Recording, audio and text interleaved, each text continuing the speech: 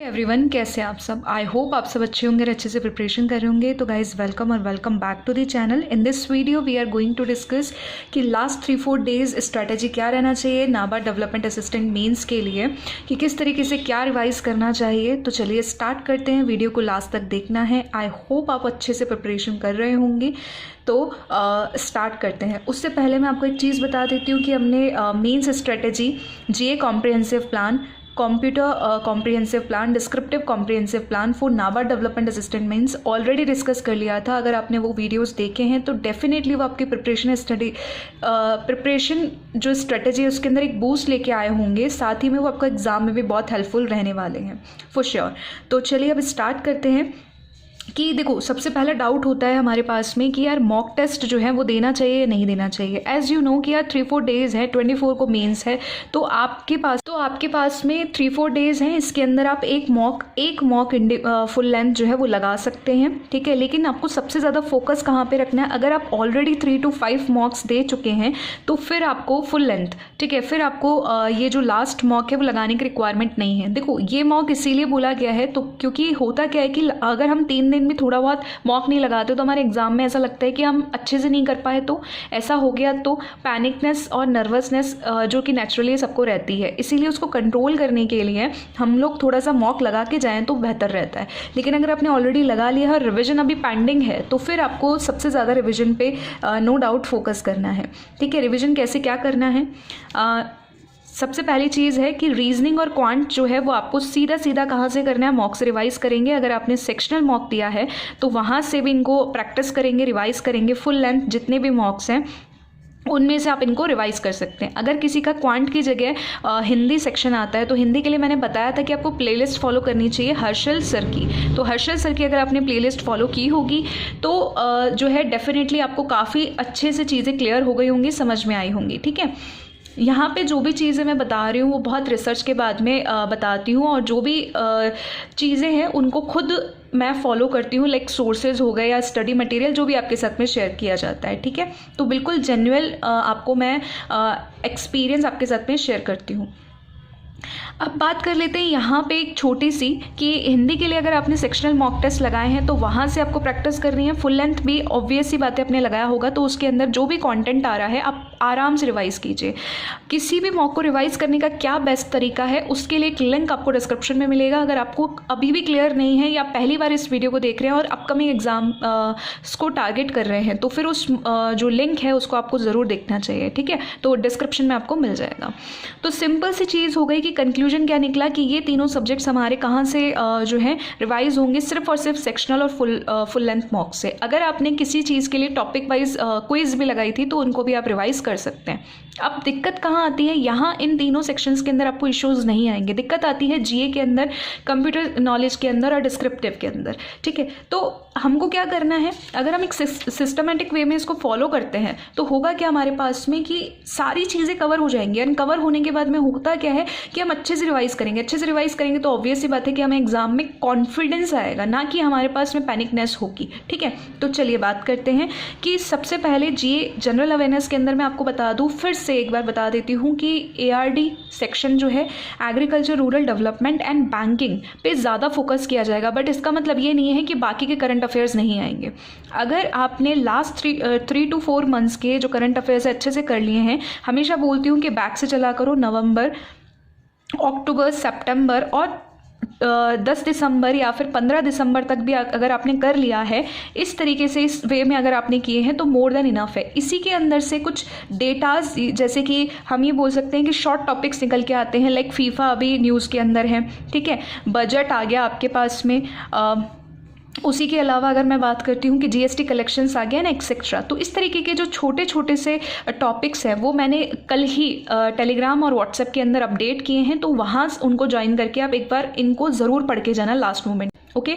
बाकी आपका जो एआरडी है, एआरडी के लिए रिवाइज कहाँ से करेंगे, अभी स्टडी आईक्यू का 5 सेट्स ऑलरेडी सर ने, जो कि सबके लिए फ्री है, तो 5 सेट्स जो हैं सर ने डाले हैं अपने चैनल पर, उनका एक चैनल पर उन्होंने डाले हैं, तो उसका जो लिंक और उसका जो PDF है वो ऑलरेडी आपको प्रोवाइड करवा दिया गया है, ठीक है, क्योंकि ये सबके लिए मतलब आराम से कोई भी इसको एक्सेस कर सकता है, कोई पेड नहीं है ये भी मैं चीज़ आपको बता देती हूँ, इसीलिए आप लोगों के साथ में शेयर किया गया है। तो व्हाट्सएप में आपको ये चीज़ मिल जाएगी। उसके अलावा जो भी ये कॉम्प्रिहेंसिव प्लान के अंदर मैंने आपको सोर्सेज बताए थे, उन सोर्सेज से भी अगर आप मंथली रिवाइज कर लेते हैं करंट अफेयर्स, किसी भी एक सोर्स से आप रिवाइज कर लेंगे तो भी मोर देन इनफ है। ये स्टडी IQ वाला है। देखो, जो स्टार्टिंग से प्रिपेयर कर रहे हैं उनको तो ओवरऑल सारा ही करके जाना है, ठीक है, जो मैंने सोर्सेज बताया वो भी और सर ने जो बताया, क्योंकि बेस्ट से बेस्ट है, आपको पता है कि 100% एग्जाम में आएगा ही आएगा, ठीक है। लेकिन इन केस अगर आपने अभी तक ARD का कुछ नहीं पढ़ा है तो फिर उस केस में सिर्फ स्टडी IQ के वीडियोज़ भी देख लेंगे तो भी बहुत अच्छा आप स्कोर करके आ सकते हैं, ठीक है। तो ओवरऑल सारी चीज़ें हमारे पास में क्या हो रही है, रिवाइज हो रही है, क्योंकि लास्ट 3-4 मंथ्स आपको एज यूजुअल आप रिवाइज कर रहे होंगे, क्विजेस के थ्रू कीजिए, ठीक है।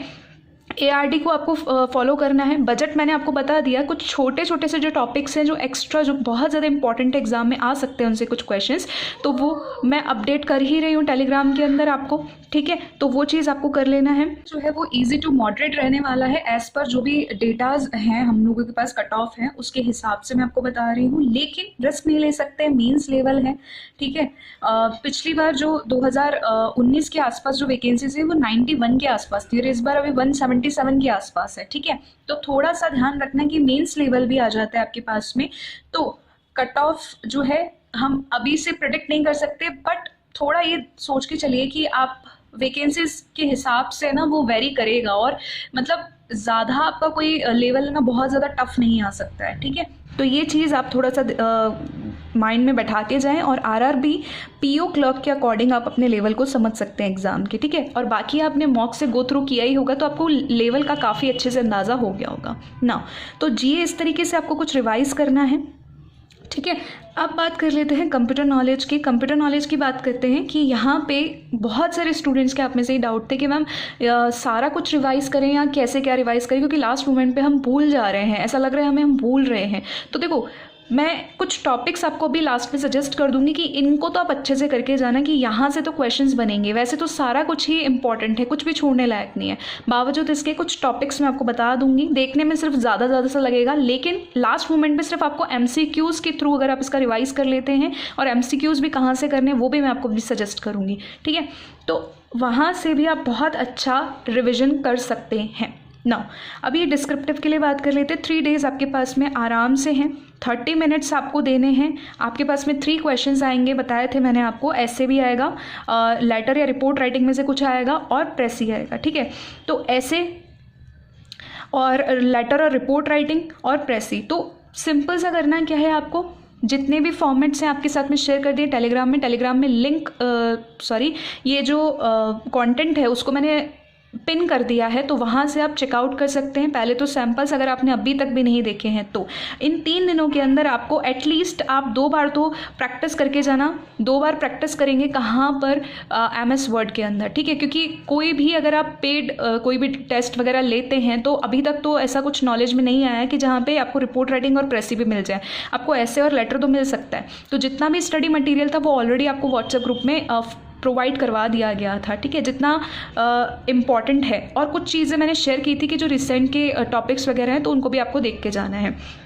सो सिंपल सी चीज़ है कि आपको करना क्या है, लास्ट मोमेंट पे इसको 2 बार प्रैक्टिस करके जाएंगे ना तो बहुत अच्छा रहेगा, ठीक है। अगर आपको चॉइसेस नहीं मिलती हैं ऐसे या फिर लेटर के अंदर, तो आपको इतना जनरल सा टॉपिक मिलेगा। वैसे तो देखो 99% चॉइसेस मिलेंगी, लेकिन 1% अगर इफ़ एंड बट हो जाता है तो आपको ऐसा टॉपिक मिलेगा जो कि बिल्कुल आराम से आप उस पर लिख सकते हो। जैसे लास्ट ईयर की बात करूँ तो ऐसे आया था माई फेवरेट बुक। क्या आप अपनी किसी सब्जेक्टिव बुक पे ऐसे नहीं लिख सकते? 10-12 लाइनें आपको लिखनी होती है और क्विकली लिखनी होती है। प्रेसी के अंदर अगर मैं बोलूँ 1/3 लिखना होता है और एक पैराग्राफ दिया होता है उसी में से सब लिखना होता है, ठीक है। रिपोर्ट राइटिंग के अंदर भी अगर आपको 5-6 लाइन्स आप लिख लेते हो, ठीक है, मोर देन इनफ है, क्योंकि कुछ चीज़ें तो आपकी कहाँ पे चली जा रही है, फॉर्मेट में ही चली जा रही है। लेटर राइटिंग के अंदर भी अगर हम देखें तो 7-8 लाइन्स तो वैसे ही हो जाती हैं।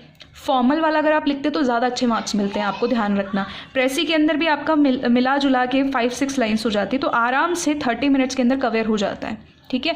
तो इस तरीके से आपको एटलीस्ट इन 3 डेज़ के अंदर, इन 2 डेज़ को जो है यूज़ करना है।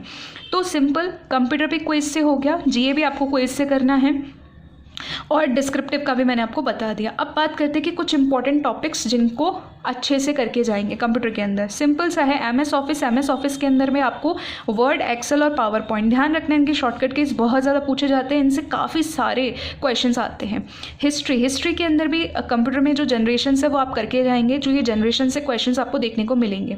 एक OSI मॉडल होता है जिसमें 7 लेयर्स होती हैं, उन लेयर्स को अच्छे से करके जाएंगे, डेफिनेटली आपको क्वेश्चन मिलेगा।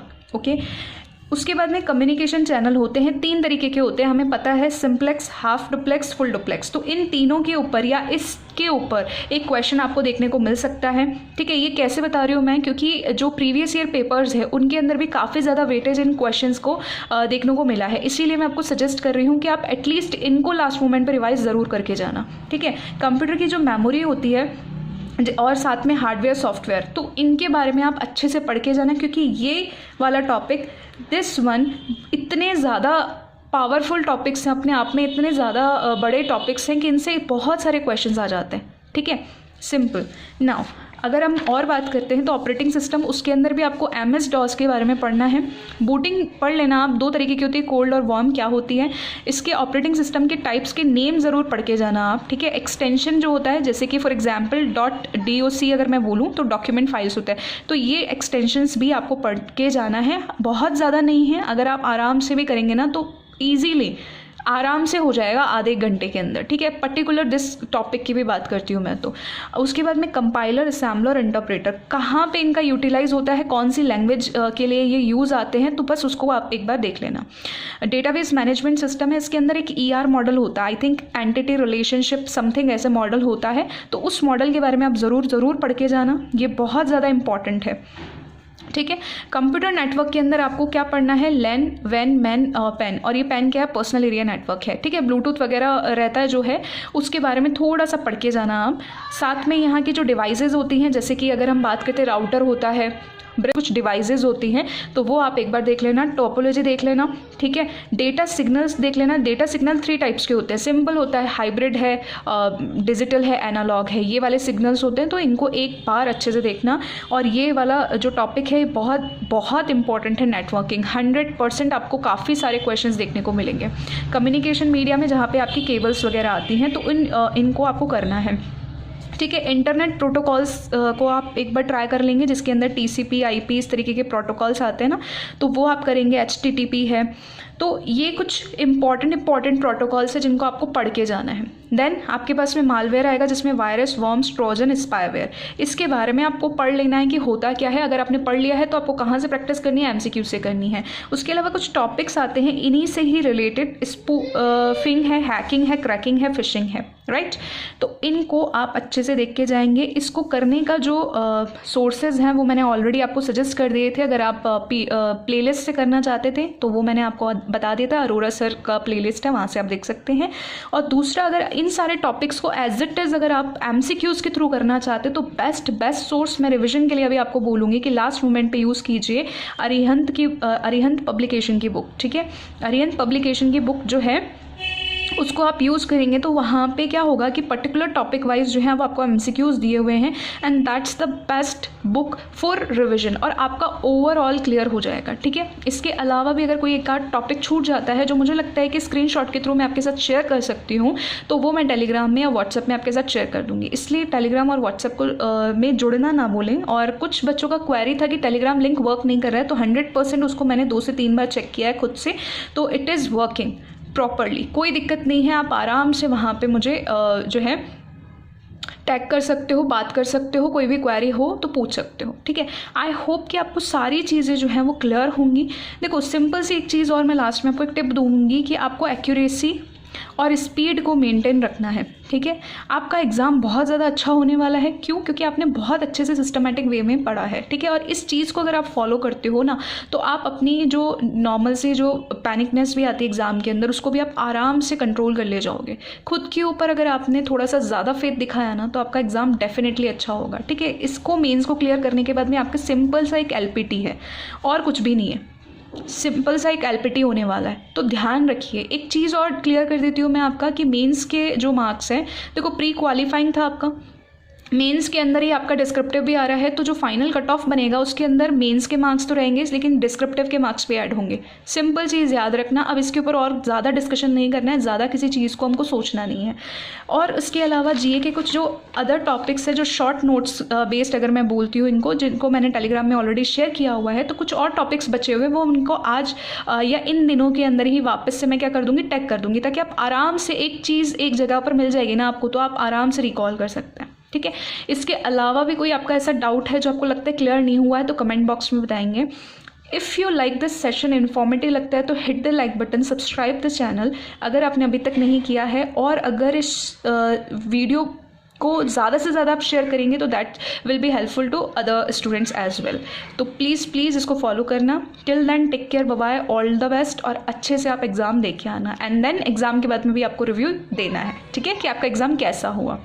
तो ओके, सेशन को बस एंड करते हैं। Take care.